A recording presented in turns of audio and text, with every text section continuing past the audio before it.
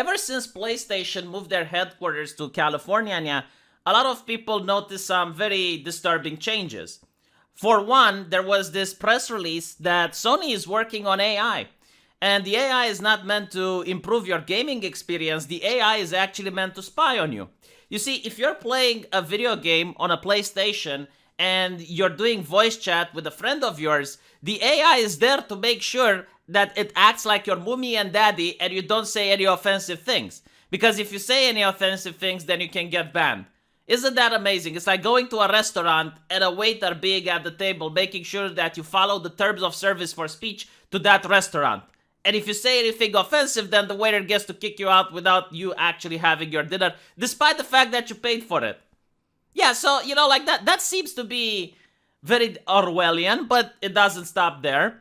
I'm pretty sure all of you remember that very harrowing, nightmarish, ghoulish scene from The Last of Us 2, where Abby performs coitus with what appears to be a self-insert of Neil Druckmann. I'm going to spare you the trip to the supermarket to buy bleach, so I won't actually put the picture on the screen, but you probably know that. Okay, so that is allowed on the PlayStation Network, but there are many eki games made in Japan which aren't allowed on PlayStation. And it's getting to hilarious levels that the same eki games are allowed on the Nintendo Switch, which up until this point was renowned for being a lot more censorious when it came for nudity and stuff like eki. So you notice that PlayStation has been completely infested with California nonsense. It got them through HR, and you now get to see that the PlayStation company is more interested in doing political activism than selling good games.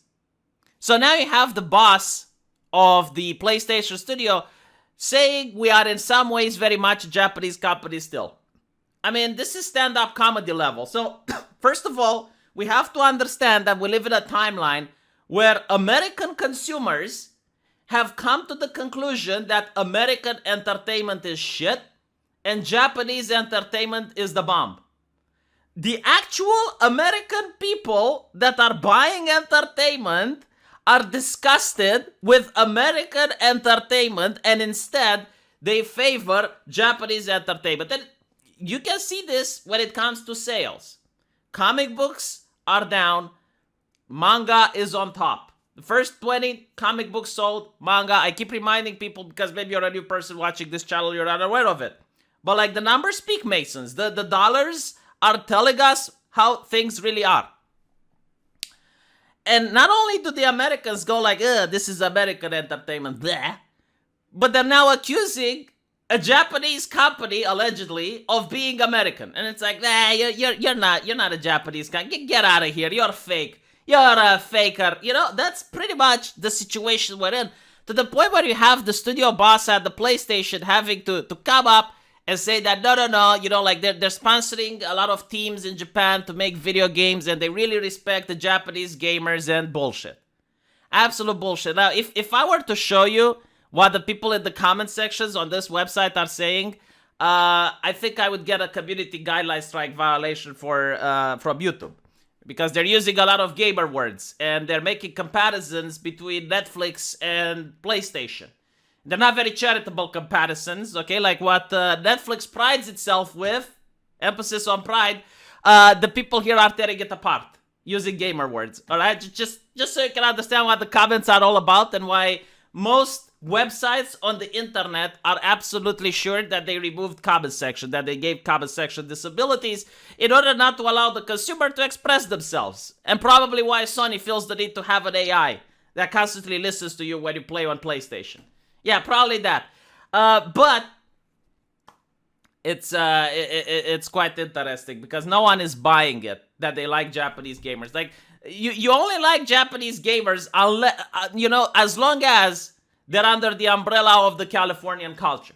If they stray off from the umbrella, then that's too much diversity, that's too much multiculturalism, and you tell them that they can't have their game on PlayStation unless they change it. And there have been like plenty examples of this where game developers were forced to make changes if they wanted to have their game on PlayStation. And other companies, by the way, like Nintendo or Steam, didn't force them to make those changes. So yeah, this is why you have people a little bit upset, a little bit disappointed with PlayStation. And by the way, like, no one would complain if the console would have good games. But tell me a game that's coming out now that you would say, you know what, I need to buy a PlayStation 5 in order to play this game. I mean, PlayStation, like, this is the problem with going woke, is not that the ideology is there that's cancerous and it's completely against diversity, it's just like Californian uniformity. But what I'm trying to get at is that now you notice the products being flimsy. Now people are complaining that their joysticks for the PlayStation 5 are getting broken really fast. That they're having all sorts of problems.